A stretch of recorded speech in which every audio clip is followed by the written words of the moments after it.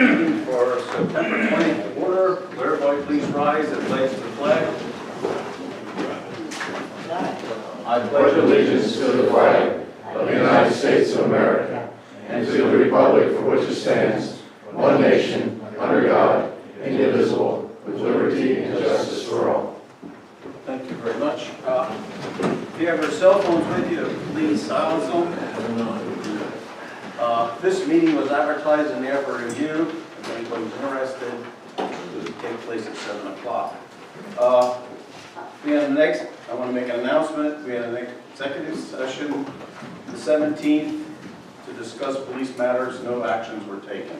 Thank you. First part of our meeting will be zoning, and I'll turn it over to Tom. Thank you. This is an amendment to the zoning ordinance, and essentially it centers around warehousing and wholesale trade establishments. Tony Shimnick is here on behalf of the property owner involved in this application, so I'll turn that over to him in just a second. We advertised this in the newspaper on August 30 and September 6, 2018. Lisa has a proof of publication to that effect. We'll make that part of the minutes. The county reviewed this on July 24, 2018. We have that correspondence. We'll make that part of the minutes. The East Cocalico Township Planning Commission also reviewed this on July 30, 2018 and discussed it. And with that, I'll turn this meeting over to Mr. Shimnick. Thank you, Mr. Goodwin. Tony Shimnick with Morgan Logan Crossville, Kane. Mr. Goodwin was just referring to the East Cocalico Planning Commission on July 30th. I think they also discussed this matter on August 27th. I have those minutes here. And at both times, it was unanimously indicated that they would support the position for this text amendment. Likewise, Lancaster County Planning Commission is in favor of it. I'm not sure if you have a copy of the proposed ordinance or a copy of the current ordinance, but there are little subtle nuances and some not so subtle nuances or differences between the two. The first is under 220.11c, there's a new definition section regarding warehouses. Warehouses are not defined in the current zoning ordinance. Many warehouses are, but not warehouses. So I think this basically cleans up and adds in a definitional section, which I probably just overlooked at some point. The second section 2, which is the modification of section 220-126B. In section B, there's an elaboration of certain structures that if the proposed warehouse is too close to, that is expanded from what were schools and a few other items to also include now playgrounds, libraries, hospitals, nursing homes, medical, residential campuses, things of that nature. So we've expanded the structures located potentially around the warehouse. Now, the crux of, and I have it on my second page here, are certain performance standards. Section 1, surfacing. Section 2, location. Section 3 is noise. Section 4 is noise attenuation. And Section 5 is lighting. These are all going to be considered as special exceptions before the zoning hearing board. So this is not something that's going to go before the board of supervisors on a conditional use. It's not going to be a permitted use. These are special exceptions that we're talking about. So we have certain specific standards. And that's what this ordinance does. It set forth 5 lengthy paragraphs, basically, on specific performance standards for the warehousing, if and when warehousing might be approved or before the zoning hearing board. Some of the sections specifically provide for an expert. I think it's section 5 on the lighting requires the individual to come before submit qualified expert evidence. I mean, that's pretty substantial for zoning hearing boards to require expert testimony. So that's one thing. There's certain specific standards as far as distances and height of different barrier, things of that nature. So these are all very subtle but very stringent controls and standards that the applicant would have to meet if this board grants or adopts the ordinance this evening. The other parts of the ordinance, section 220.126, would still remain items C through, I think it's I. So there's no change proposed there. In fact, that provides additional standards with regard to warehousing, again, as a special exception. So if the board grants the approval of this ordinance, anything's still going to have to go to the zoning hearing board for a special exception and the very specific standards that the zoning hearing board can say you don't meet this standard, you don't meet your requirements. As I said, the planning commissions met county and local, and we're strongly in favor of this. It provides additional standards for the zoning hearing board and for the supervisors, and really for any applicant to meet before they can put up any warehousing structure. Harry Roth, I'm sure some of you know Harry. Harry's a local land expert. He really worked with the applicants on this application. So he and the county and your local planning commission came up with some of the standards, and I think the township staff also. So we've taken those things and comments into account. I think it started probably 6 months to a year ago, quite some time ago. So it's been a long, slow struggle, but we're there at this point. So that's really about the extent of any testimony, so to speak. I know this is a hearing, but it's not technically a formal hearing. There's no sworn testimony, contrary to what would be before the zoning hearing board, where you're going to have sworn testimony. So that's my brief presentation. I'm not sure if the board has any questions. Steve Pringle here would be able to answer any questions possibly also.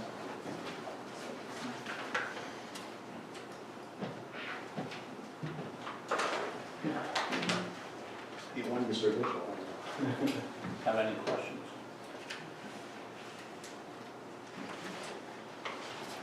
I do have a question. How is the increased traffic on, and I don't have a copy of the ordinance, on Stevens Road, how is that going to be handled? Well, tonight's application is not a specific location. This is a general township-wide ordinance. So at a later date, there may be an application before the board to change the rezoning and or before the zoning hearing board for approval of the use. That would be the time to address those questions. So right now, until there's something more specific or concrete, it's not a question I can answer, nor can anyone answer that. Okay. So I hate to defer, but that's what attorneys do a lot. So.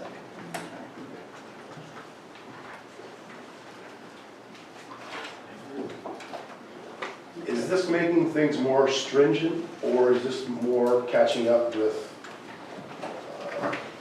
the future at this point? I think a combination of the two. So it's a more complete ordinance that we have now, with East Cocalico. Also, it's probably one of the most progressive or more detailed ordinances in the county. That would be two. And then, yeah, it's catching up to not the legalities, the atmosphere of what's going to happen in the future. We're trying to predict what's going to happen in the future. So coming up with some performance standards that might work for everybody. Thank you. It's more of a balance between the two questions you just asked. When you take a step back and look at it in general. Ryan? Mr. Schiller, you used the word mini warehouse. What is the square footage? I mean, where's the cutoff there for a mini? I'm going to confess my ignorance since I didn't bring the whole zoning ordinance with me. Mini warehouses are defined. I'm searching for that as I'm talking to you.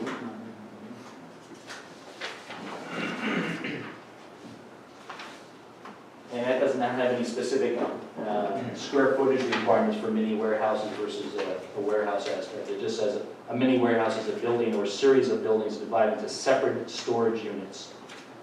So. Okay, I've never heard that before. So if you have a 1 million square foot building and you chop it up a little bit, a couple minis. For mini storage units, I think typically people would think of maybe the size of a garage, 20 by 20, maybe something of that nature. Okay, thank you. I don't think 1 million square feet into mini storage units would work in any township.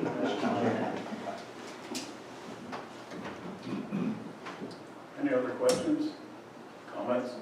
Ken? Yeah, I have one. I think this probably originally came up with one meeting I wasn't at for health reasons. So my question overall for anyone who wasn't there at the same time, what is the exact impetus for this? What is there in the ordinance that everyone felt that needs changing? What brought this about? Why are we changing? Go ahead. All right. I represent a landowner who potentially might have some considerations for warehousing at some point in the future. We started looking at the zoning ordinance, and there were no specific standards, so in keeping with the township's request, we came up with a plan that would try to satisfy, or balance maybe is the better way of looking at the concerns of the citizens, township, and land planners, so to speak. The other thing is, with this tract of land that they're interested in, the present ordinance says they have to be 500 feet from a whole bunch of things. And to be very blunt about it, with their tract of land, they can't meet any of that. So, in essence, they are allowed to not have it 500 feet if they meet all these criteria. You mean by the revision, not the original? That's correct. So in other words, this revision is specifically to modify it, but also to allow this specific project. Perhaps. Which They have would be a number of authorized steps. otherwise without it. They have a Right, number I of understand. steps to go. Number one, no one knows what the reaction is when we try, if they rezone it, which that petition will be in eventually. So there's a good number of neighbors that will have to see what the public sentiment is, to be very blunt about it. And then they do have to go before the zoning hearing board if it gets past that step. It's fair statement. Okay. Any other questions or comments?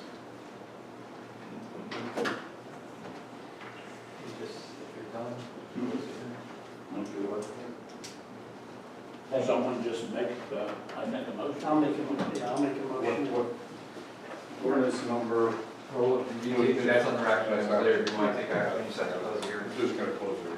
Oh, Close the hearing. okay. I'll second. Any comments or questions? All in favor, say aye. Aye. Okay. Thank you. Thank you. Please make a motion to adopt that. Okay, and I would We make got that. that as an action item, it's later on in the minute. Oh, you're going to do that later on? Or do you want to do that now? That's in the break. Okay. Okay. Thank you. I will take my leave. Thank you, everyone. My client will probably still around. Thanks. Thank you. Thank you. Okay. Guest speaker, Steve Brubaker.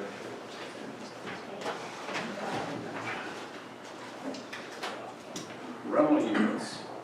Yeah, I understand you did a lot of work. good evening. Good evening. Yeah, this is a packet that I came up with. So, a couple of months ago, I came to the board and requesting a rental ordinance in this, in the township. And I cited various other boroughs and municipalities that already are doing that in Lancaster County. So what you have in front of you is a compilation of my research over the past couple of months. I'll be brief, I'm not going to go through the entire packet, but the top, yeah, Thank you. the top packet we'll go through. Okay. So again, this is a compilation of looking at Liddittsboro, East Lampeter Township, the city of Lancaster, and Liddittsboro. And as to what they do, oh, and Denver Borough also, as to what they do and how we can incorporate that into our rental ordinance. Mr. Russell and I sat down a couple times and we went through this specifically, and we came up with actually 4 pillars that would suit us very well in the township. And those 4 pillars, I'll just read them for our audience. The first pillar is improving stock of the rental units in East Cocalico Township. This goes along nicely with our beautification strategy that the Board of Supervisors have been talking about. The second pillar would be landlord/owner responsibilities. The third would be tenant responsibilities, and then the fourth would be what would be the responsibilities of the township to do. So briefly, I'm just going to go through a couple of these. Improving stock in our rental units, developing a registry, and again, this is a compilation of what a lot of other boroughs are already doing, so we're not out there doing something that hasn't been done before. And sort of best practices that we're using. So they all do a registry. They pay a certain fee, the landowner, and then after they do that, then an inspection is required of the unit. After that occurs, and if it passes, then a residential license is given to the landowner that must be displayed in the unit. Okay, and then that has certain things. Actually, the supporting documents that I have, Denver Borough, there's an example in there of what Denver Borough uses as their occupancy permit. Inspections for most of these boroughs and most of these townships occur at the initial inspection, also at turnover. If there is a code of, I think we call it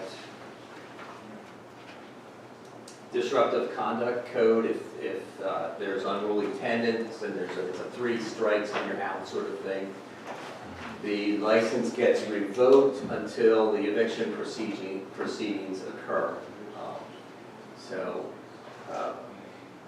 that's sort of the long and the short of the residential license. Looking at the landlord responsibilities, obviously the landlord would have to already display the rental license in the unit, and that includes a certain number of things. There's a residential or a rental license number that's displayed on that as well. And then just basically keeping and maintaining the residential property up to property maintenance codes of the township. Being aware of and trying to eliminate disruptive conduct in all residential units under his or her control. Giving 30 days to the township if there is a turnover of tenants, so that the township can come in and can re-inspect the unit for the new tenants that are coming in. And some of these townships, what they do is they will not, they'll do an initial fee for the inspection, but whenever there's a changeover of tenants, they will not do that fee a second time. That'll just be free for the landlord.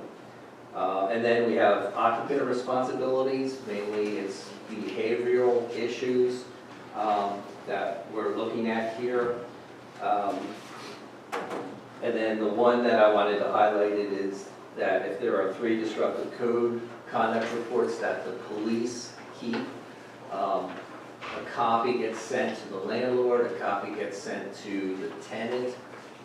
After the 3rd letter or the 3rd report that gets sent out, then eviction proceedings occur. And Chief, I know you probably can attest to this working with Denver Borough, because I got a lot of their information, and I spoke with the manager over there. When we get called to apartment or house that's being rented, numerous times we would let the borough manager know. And the letters go out, and it is amazing how many times once those letters go out, or the phone calls go out to the landlord, that the activity stops. I'm not saying that people move out, I'm just saying that activity that draws the police response stops. And it works very well. Yeah. Well, there's a real strong law in Pennsylvania that tenants actually have more rights than the landlord. And it's, if you read that, I read part of it, and Tom can probably attest to it, it's not just 3 strikes and you're out the door. It don't work that way. They take you to court and you'll lose. You've got to go through a whole long process. But I think that it gets their attention anytime. A lot of times the landlords don't even know what's going on. Right. So this way they're informed that Right. there's bad activity. And then they go and tell the tenant, look, you're gonna get evicted. And it stops. A lot of times, not always. but Yeah, sometimes. it's one way to document. Right. At least you're documenting what happened for any proceedings that would have to happen in the future. Yeah. If you want to start eviction proceedings, you better have your documentation You better in have place. Exactly. I's dotted and T's crossed. We all know that. And I asked the zoning officer over there, over at Lydic Borough, about that exact issue, like how is this gonna hold up in the court of law? And what, where do we stand here? Where do you stand? And they say that it's pretty rigorous, that it's passed their litmus test. It does get challenged sometimes, but you have that. Lancaster City, for example, says that anytime that there's a conduct report, that the tenant can appeal it. Okay, that was the only township that I saw that has that. So, yes, you're right, Mr. Mackey, there are those in the laws. Yeah. Any questions before I go on? I got a whole bunch of them. I don't want to take them all tonight, but I got pages of them. Okay. Sorry. No, that's fine. I think you did a great job. Yes, You yeah. really did. It's a lot of work, as you well know. Yeah, And, appreciate it. yeah. We're just at the very beginning Oh, of yeah, the yeah, process this here, is so this down is, the road somewhere. right. Yeah, I have a couple Go of ahead. specific ones, if that's okay. Yeah. First, let me say, thank you very much for the executive overview and the way you presented this. I mean, that was extremely well done, and very nice, okay? The two quick questions that I have are just thoughts for the future, right, as you're going through this, right? Change in occupancy, requiring an inspection, was one of the things we had talked about a while ago.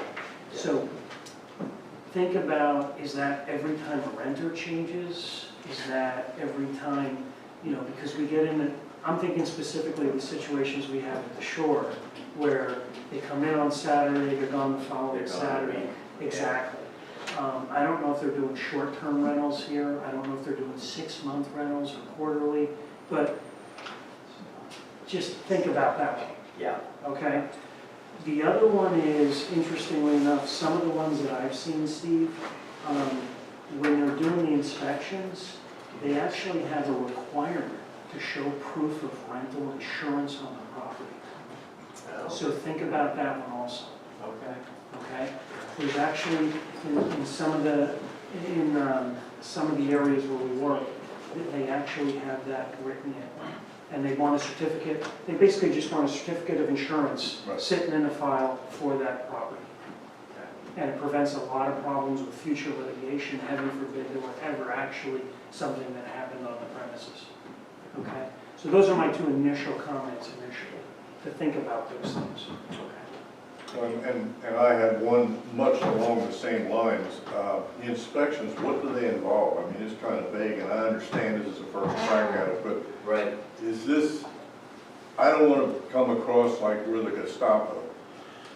That we're going to go in there and take the building inspector out, we're going to look at steps that are, instead of 8 inches high, they're only 7.5 inches high, or doesn't have a grounded outlet, et cetera, et cetera, et cetera. I would need more detail on what the inspection entails. I didn't get a chance, just got all this tonight, so obviously didn't get a chance to read it. Okay, yeah. Just a comment. I understand your concern, and there are, in your packet, there are boroughs that actually give their code enforcement officer a list. And Denver Borough is one, for example, that they go around and they have to look and they have to check the stairs. They have to make sure, the spindles are yay big so a child's head shouldn't go stick through. Those sort of things are addressed, yeah.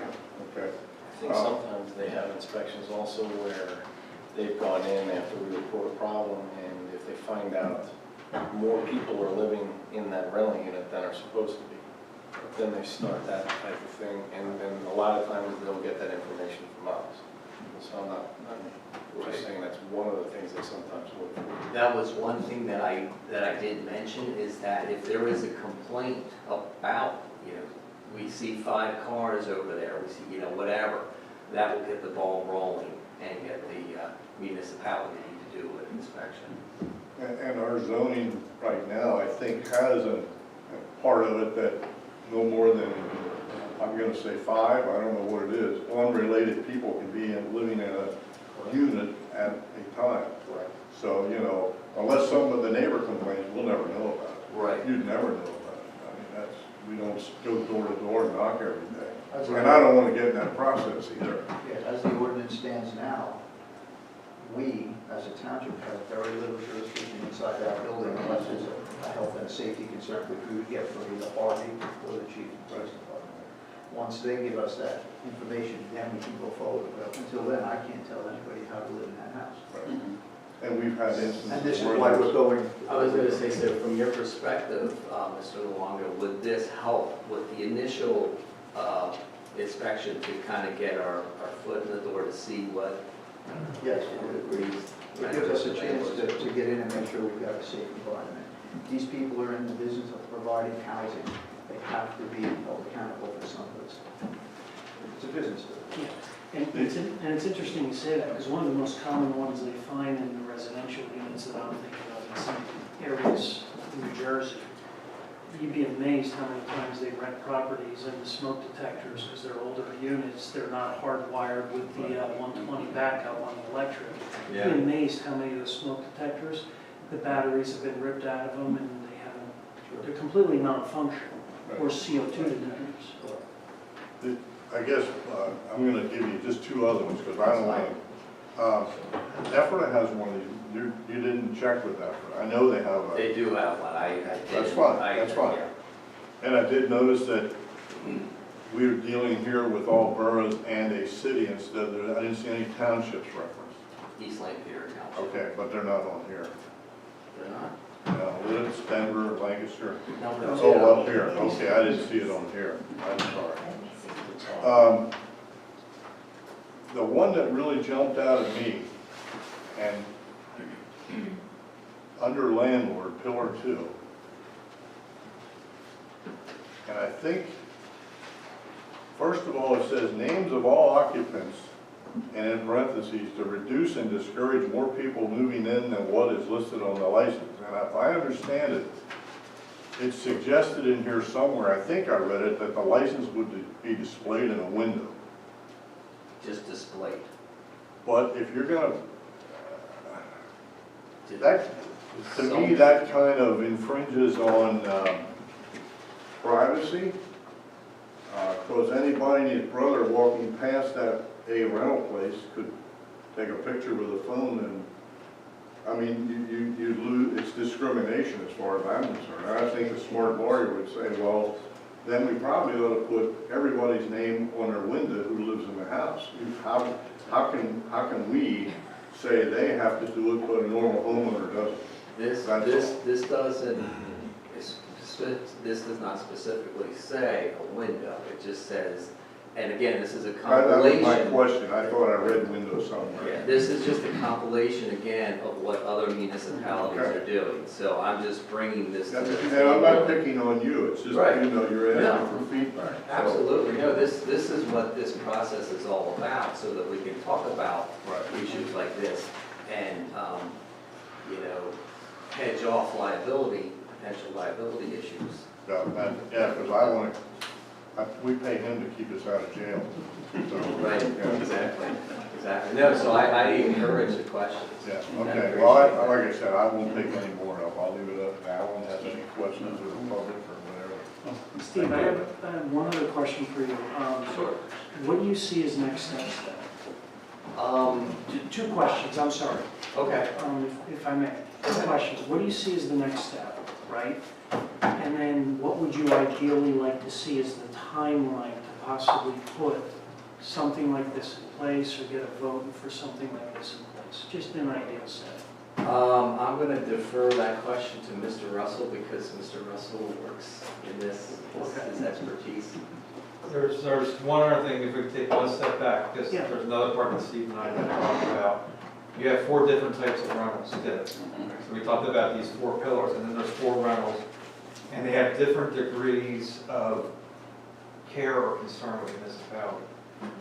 One is owner occupied, and Steve and I were talking about, that would probably be an exemption to this process.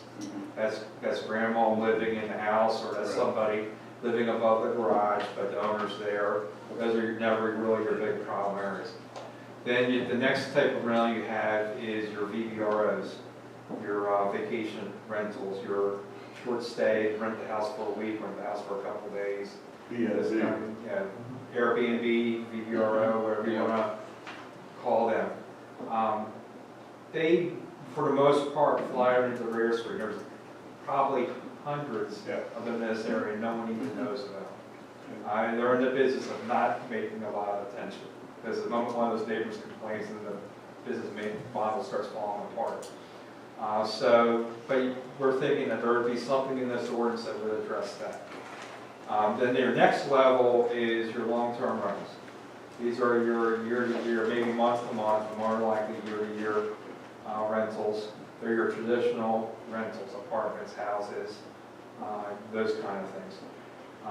And this would definitely address that. And then the 4th type is your short-term rentals, and that's what East Land Paper was addressing.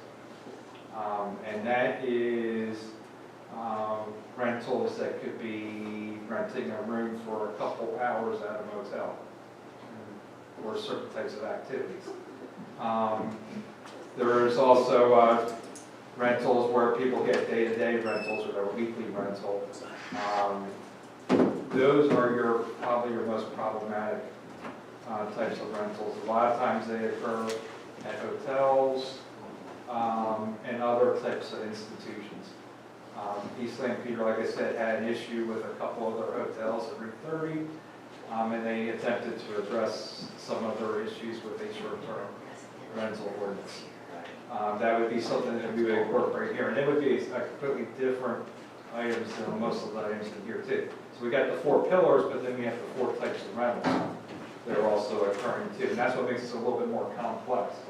We have these overarching principles, but then how do you apply them to even taking owner-occupied off them? The other 3 are completely different from one another, with a totally different sets of needs, other than making sure the building is, livable and habitable format. So that's the other part that makes it a little more complex when you start peeling this back. Most, like I said, some municipalities, like East Lane Pier, address just short-term rentals, and didn't really address much of else with theirs. City of Lancaster is probably the most comprehensive.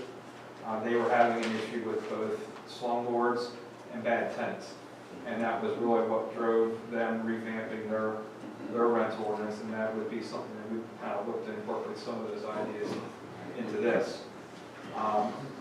Boroughs like Lidditz and Denver are more interested in just keeping their stock up, making sure they're being maintained and stuff like that. Correct me if I'm wrong. No, that's right. So you got different things, and so as you think about it, you got to look at the community here and what you think the issues are with the rentals, because these rental ordinances are kind of a reactionary. I mean, you're reacting to what's occurring to try and improve the overall rental situation here. I was with a renter the other day, I'm not going to name the place. Afterwards, when I got done with Tony knows I was a skeptic at first, as if I've slowly and gradually have really warmed up to the idea. And I saw a situation where we would say the slumlord side of things in the township was occurring, and it's not Stevens. Where this ordinance would have some things that would give some tools that correct some very obvious things that was impacting a tenant,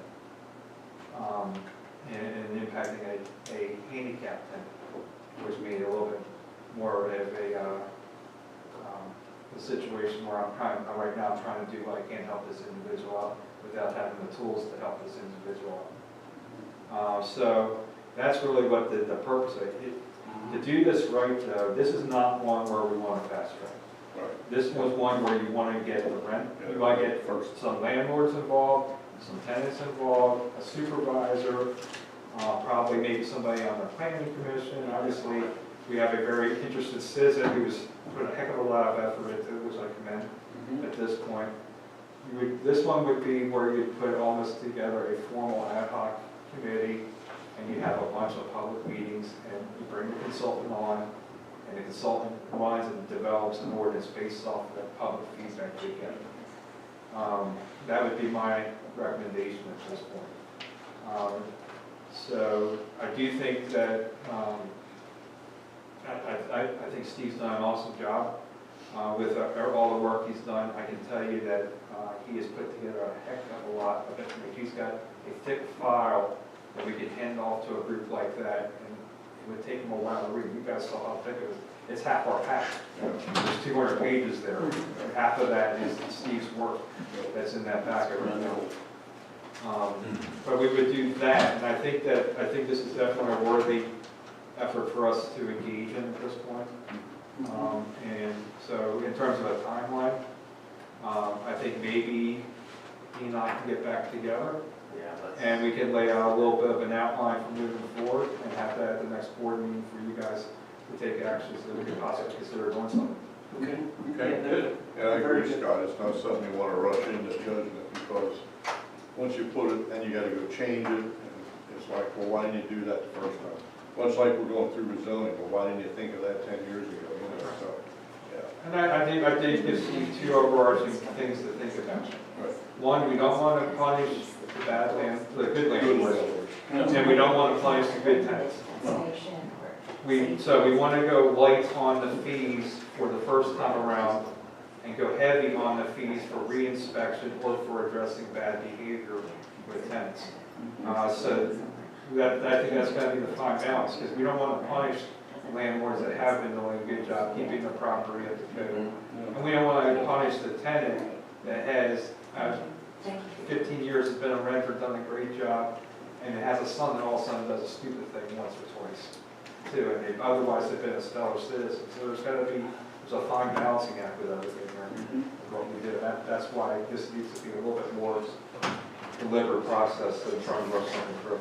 Well, along those lines, yesterday in the mail, I received, we're a member of PSAS, which is Pennsylvania State Township Supervisors Association. We're also a member of the Boroughs Association. And I received a notification from them, the Borough Association, that they're having a program on establishing a rental property maintenance program upcoming. So I want to sit down and talk to Scott about that, and something we ought to look into attending. It's one day, and it's apropos to what we're talking about.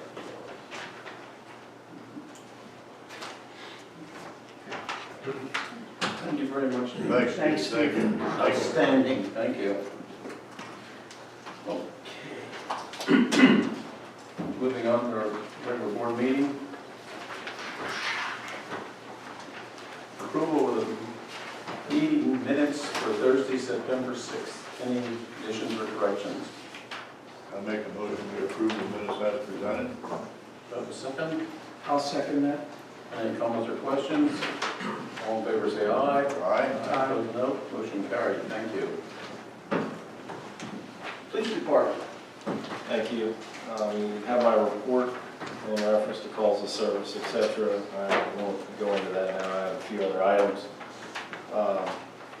Today I received an email from the State DUI Association, and they informed me that Officer Kreischer will be recognized for his efforts in November.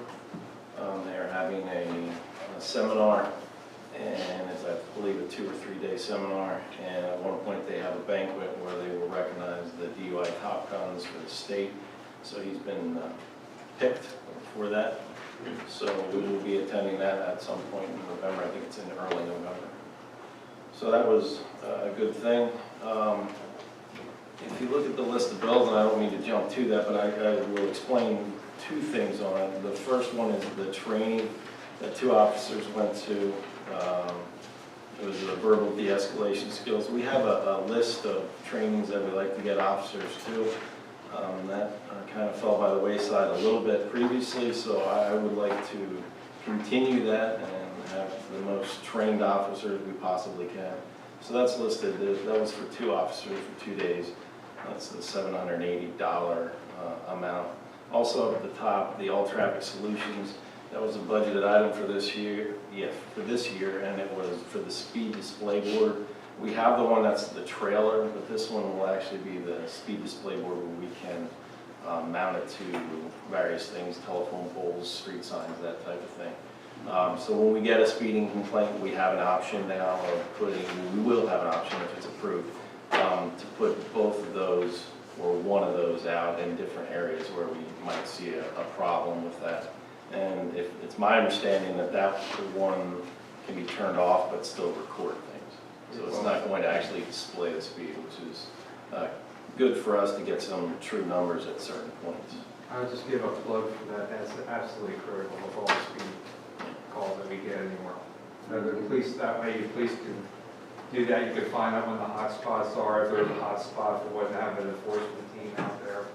It's just a very efficient way to operate. Yeah, it's a lot of arguments with residents. Right now, the residents, when we put the speed trailer out, say, well, because it's flashing, people slow down, therefore you're not getting real results. I have a much worse speeding problem than what your speed trailer is saying right now.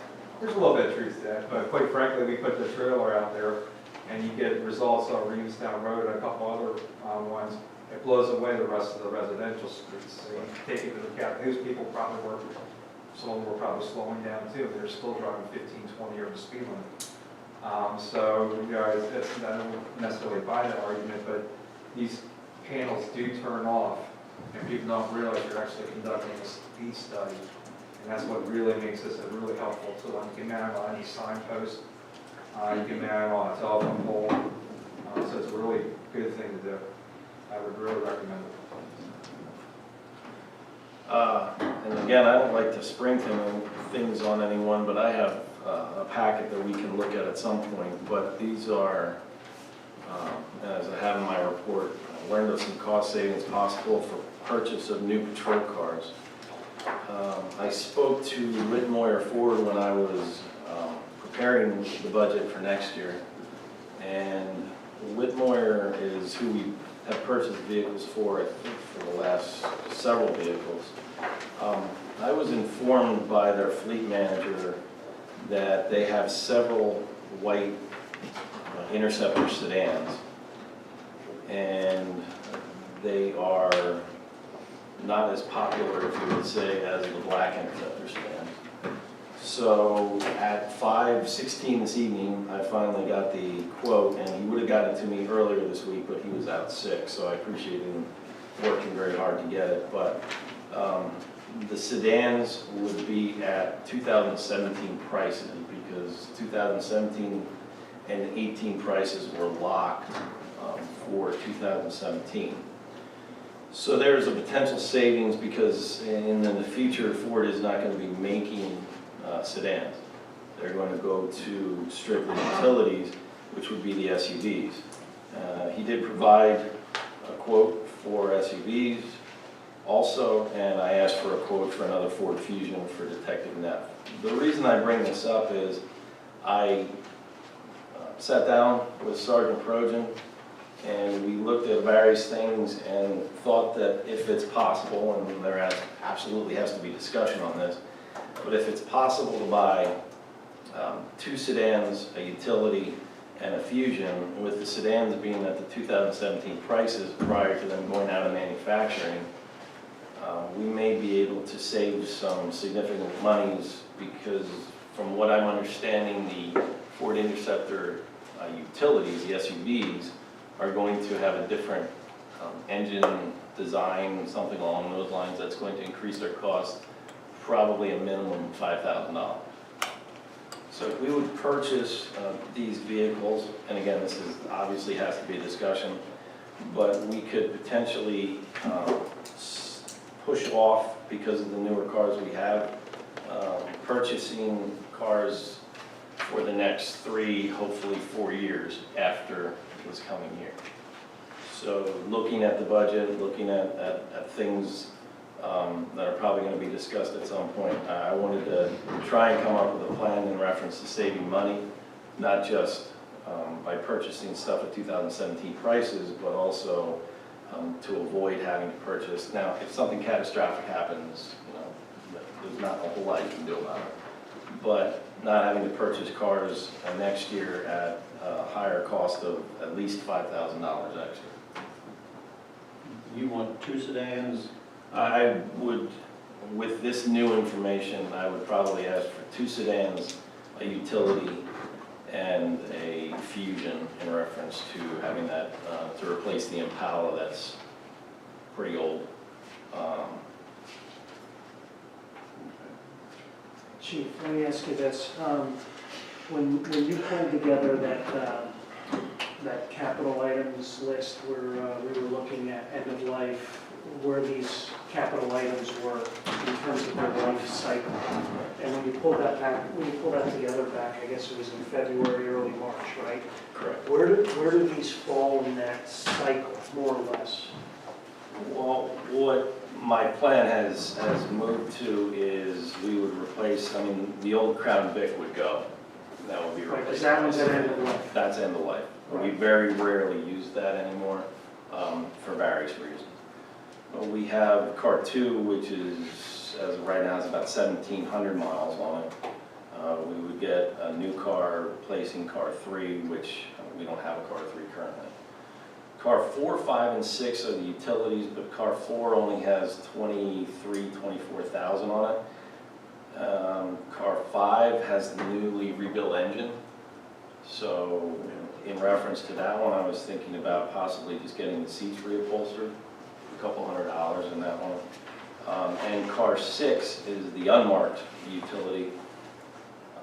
And what I was thinking about that was looking into the future, since it's already outfitted, it has about 115,000 miles on it, but that may be a car that could be utilized if we would get a school resource officer.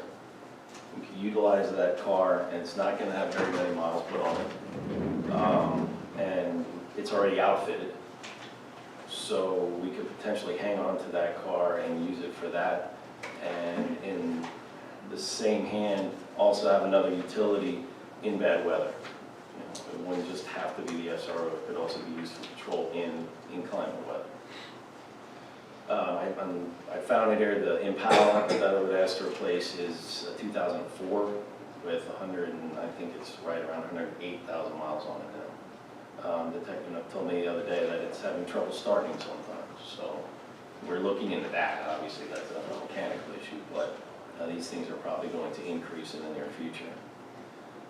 But with the projection of what we're averaging now is about 15,000 miles a year. So keeping these cars, the ones I talked about, replacing the others at a lower cost and being able to still get sedans, I think we could push some things out, some cars out 4, 5, 6 years, avoiding those big capital purchases that would have to happen in the budget for those years. So it's something that we obviously have to talk about, but I wanted to give you the information and just kind of put it out there that I'm not saying it's of the essence immediately, because they didn't indicate that to me, but I wouldn't think we would wait too long to make those decisions. You're not the only one they told about it. I'm sure I'm not. They gotta get rid of them. Right. So I just wanted to present that in reference to the cars for later discussion. Thank you. And the last thing would be to ask for a executive session in reference to a personnel matter. Okay, at 7:48, we'll go into second session and supervisor. Huh? Can't wait till after the meeting? No. No. No.